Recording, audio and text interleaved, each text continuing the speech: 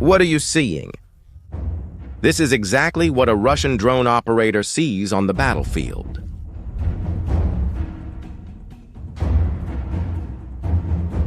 Through this pixelated screen, he prepares his next attack. Right there, he is literally hunting. Every movement of the joystick, every camera adjustment is coldly calculated. Meanwhile, down below, a vehicle moves quickly. Ukrainian soldiers are there, trying to escape, fighting for their lives.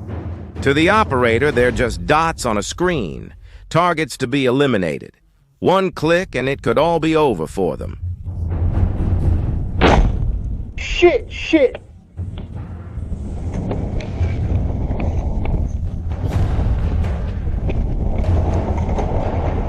But fortunately, this time, the Ukrainians survived. This was the brutal reality in Pokrovsk, a city that became the epicenter of the war in Ukraine. But a few days ago, something unbelievable happened. Pokrovsk is liberated.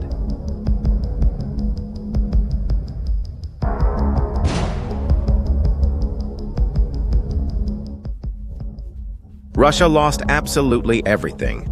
That was the headline that circulated around the world in August 2025. Meanwhile, Putin was sitting with Trump in Alaska negotiating the future of Ukraine.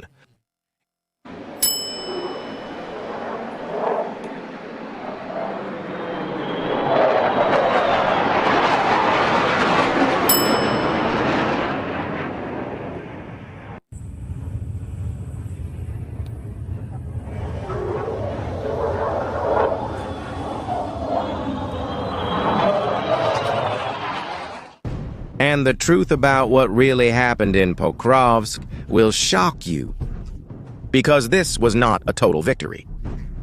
It was one of the most dangerous and complex battles of modern warfare, where, for the first time, armed robots entered urban combat. And I'm going to show you why in the next few minutes. I don't know if you know, but this battle is hugely important for Ukraine. The reason is that Pokrovsk is not just another city on the map of Ukraine. This city is what the military calls a strategic center of gravity. It is Ukraine's main logistical artery on the Eastern Front. Weapons, ammunition, supplies, and reinforcements flow through this city to supply Ukrainian troops in Chasiv Yar, Kostiantynivka, and other critical positions. Without Pokrovsk, well, those defenses would collapse quickly, falling like dominoes to Russia. Capturing Pokrovsk means controlling 70% of the Donetsk region, and it would serve as a platform to attack the last Ukrainian strongholds in Kramatorsk and Sloviansk. But there's something even more strategic there. Just 10 kilometers from the city is the only Ukrainian mine that produces metallurgical coal, and this material is essential for the country's steel industry. But with the fighting getting closer, the mine's operations were suspended in January of this year. As you can see, this represents a severe blow to the Ukrainian war economy. Now, the timing of this Russian offensive was not a coincidence. Putin ordered the attacks to intensify precisely before the summit with Trump, which had been scheduled for August 15th in Alaska. The objective was clear. He wanted to create facts on the ground to strengthen his position at the negotiating table.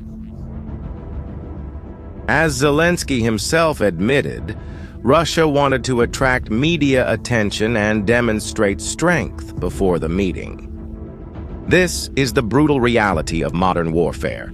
Villages are being captured not only for their military and strategic value, but to impress audiences thousands of miles away. But let me tell you something the headlines don't mention. On July 22, 2025, Russian forces broke through Ukrainian lines and entered the outskirts of Pokrovsk from the direction of Zvirov. At the end of July and the beginning of August, the offensive intensified. The Russians captured Proris and Serhivka, reaching 16 kilometers from Pokrovsk. But between August 8 and 11, the real danger began. A major Russian breakthrough erupted north of Pokrovsk. Russian forces captured Novokotsk, Tolstoy, Razin, Suketsk, and Fedorivka. Between August 11 and 12, the breakthrough accelerated dramatically. Russian sabotage and reconnaissance groups infiltrated up to 15 to 17 kilometers into Ukrainian lines, captured at least 9 settlements, and threatened the crucial T-515 highway. The situation was described as chaotic, and to achieve this breakthrough, Russia did not use a classic armored offensive. Instead, they used what the Ukrainian commander Syrskyi called total infiltration. Small infantry groups probed gaps in the poorly manned Ukrainian lines. These groups avoided direct confrontations, infiltrated deep established footholds in basements and woods, and waited for reinforcements. Chaos quickly set in, forcing Ukrainian units to retreat to avoid encirclement. Here's a very important detail. This tactic worked only because the Russians used a new drone strategy.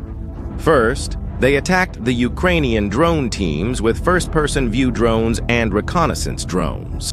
Then they started attacking supply trucks on the roads leading to the front line. Throughout this entire operation, the sky over Pokrovsk was filled with drones from both sides.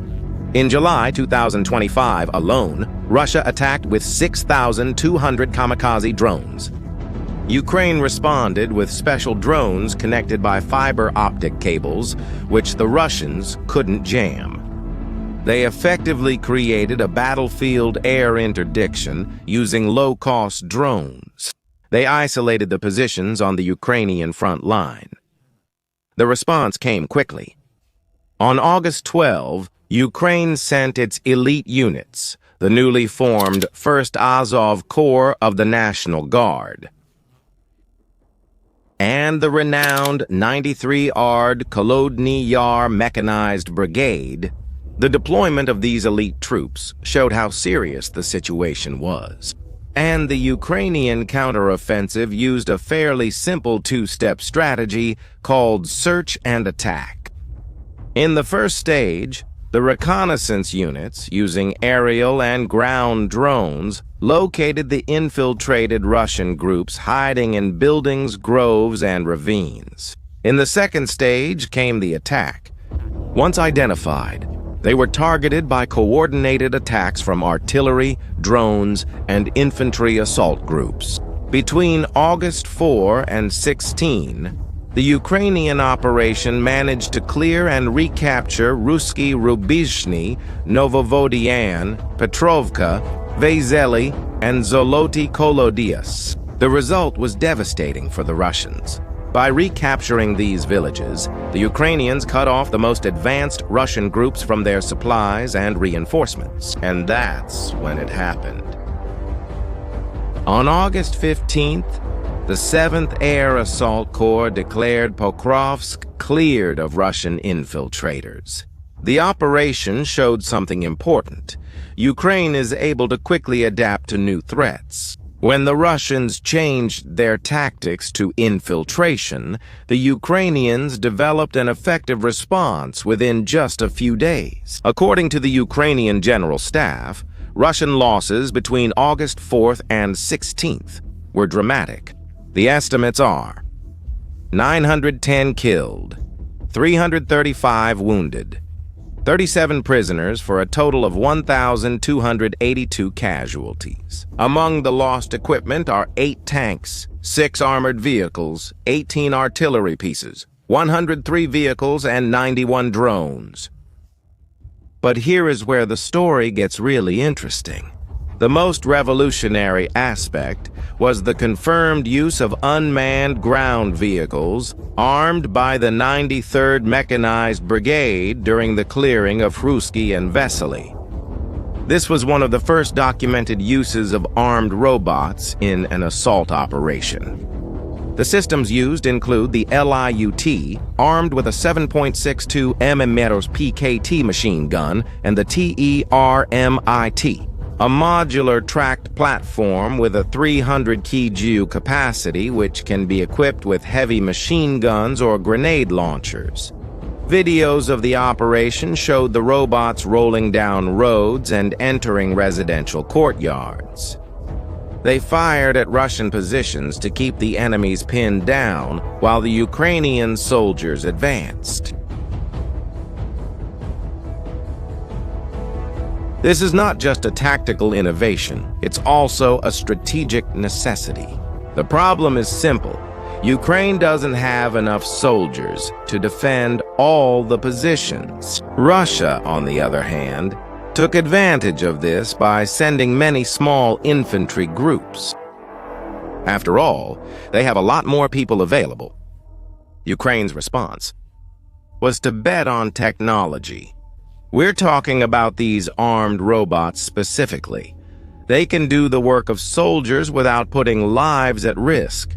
It's a race between Russian numbers and Ukrainian technology. Now, looking at all this context, you understand why this victory was even more impressive than the headlines showed.